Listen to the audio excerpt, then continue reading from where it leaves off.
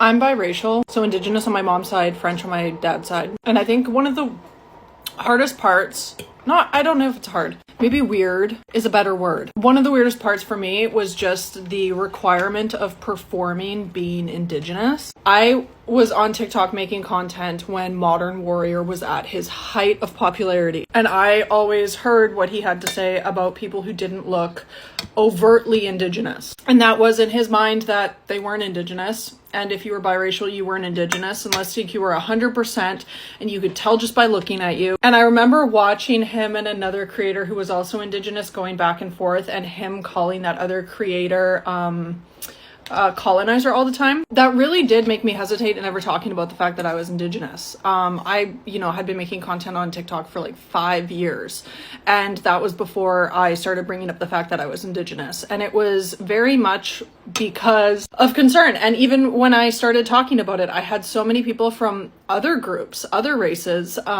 wanting me to perform being Indigenous. And that's really what it feels like to me, is it's a performance. You want me to present in a way that is like super obvious to you. Like, you want me to wear the bearded earrings, you want me to go to powwows, you want me to record it, you want me to post it, you want me to be very public about my experience in the Indigenous community as a performance for you. Not for care of the fact that I am, not for the experience that it is, but because then you can put me into this nice little box of what you consider me to be. Because a lot of the times when I talk on the internet specifically, I always get called a white woman and my opinions get diminished for being a woman, right? But then when I say, no, I'm Indigenous, then that gets weaponized against me as well. And it's really like interesting because when we talk about race and when we talk about ethnicity and when we talk about nationality, and I say that I'm like very Canadian, and I tell people I'm very Canadian because on one side I'm Indigenous, on the other side I'm French Canadian. Like, je parle français, but I don't speak Ojibwe because that language wasn't something I was exposed to a lot as a kid, because at one point it was illegal. So there's a sense of like people also not understanding how disconnected you can be from your own culture, because that was the intent of the government, and like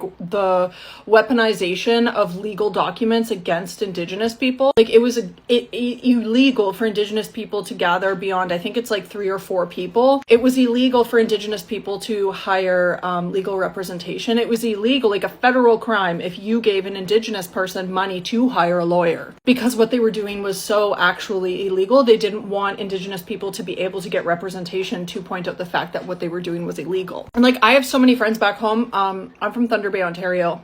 And if you go on Prime, there's actually a documentary about Thunder Bay and how bad it is, how racist it is. And I have friends who quite literally hid that they were Indigenous their entire lives. Their parents would not give them their card. They would not allow them to tell people that they were Indigenous for fear of them being targeted. That's what I grew up around. That's what I witnessed my entire 10 years old and up. And so when people are super ignorant and they come on here, like, the dynamics in Canada are different than the dynamics in the United States. And when I say I'm an Indigenous person, an Indigenous woman, I get this pushback of like, I don't look it enough.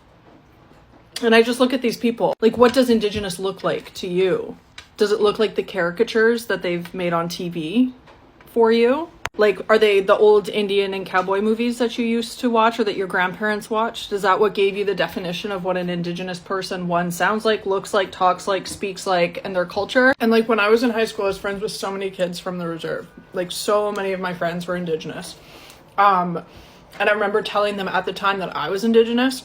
And even back then, and it's now, like, I understand the language is like lateral violence, but I would tell them I was Indigenous, and then they would look at me, and they looked at like this Portuguese guy in our group, and they were like, he's darker than you. And so if he looks more Indigenous, so if you're Indigenous, then he's Indigenous. And I just, like, sometimes I think about like how performative people need other people to be in order to believe their reality. And not even that, like, a lot of the problems within the Indigenous community, not even problems, a lot of the things that people in the Indigenous community are facing is generational trauma. And it's like, I come on here and I'm a DV advocate and I talk about my experience in a traumatic and abusive relationship, and then people look at me and go, yeah, but like, you're white presenting, you look white. And it's like, that doesn't change the historical things that happened to my family, you know what I mean?